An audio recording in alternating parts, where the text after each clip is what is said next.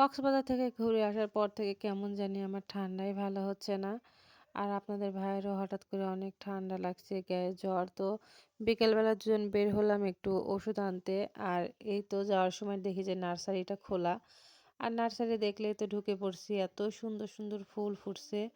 তো আপনাদের ভাইয়াকে আমি বলছিলাম এই যে ঝুলানো ফুলের গাছগুলো নেওয়ার জন্য। কিন্তু এগুলো নাকি এক সিজনেই ধরবে। তারপরে হচ্ছে টবটা একদম ফাঁকা পড়ে থাকবে, কোনো গাছও থাকবে না। এজন্যই মনে করি আর এই গাছগুলো নিলাম না। আর এদিকে এসে দেখলাম যে হচ্ছে গোলাপ গাছে হচ্ছে সুন্দর, সুন্দর ফুল আসছে।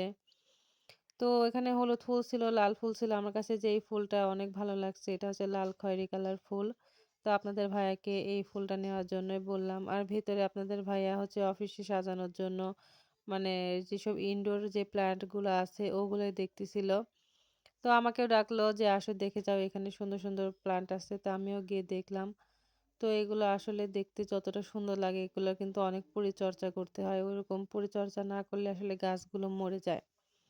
তো এগুলাই দেখতে, দেখতে হচ্ছে আপনাদের ভাইয়াকে বললাম যে গোলাপ গাছটাই নেওয়ার জন্য। তো এই ভাইয়াকে বললাম আমাদের হচ্ছে একটা ফুলের টবও দেওয়ার জন্য যেহেতু গাছটা অনেক বড়। তো ভাইয়ার এখান থেকেই একটা টব নিলাম আর গাছটা ভাইয়াই লাগিয়ে দিল সুন্দর করে। আর এই ফাঁকে আমরা ওষুধ আনতে গিয়েছিলাম। এসে দেখি যে ভাইয়া গাছটা একদম সুন্দর করে লাগায় রাখছে। আর এখানে অটোর জন্য একটু দেরি করতেছিলাম। পরে অটো পেয়ে আমরা সোজা ফুলের গাছটা নিয়ে চলে আসলাম। আর এই তো এটা হচ্ছে আমার বাগানের নতুন একটা সদস্য। মানে মাশাআল্লাহ গাছটা যে এত সুন্দর। ফুল ফুটলে গাছটা আরো বেশি সুন্দর লাগবে।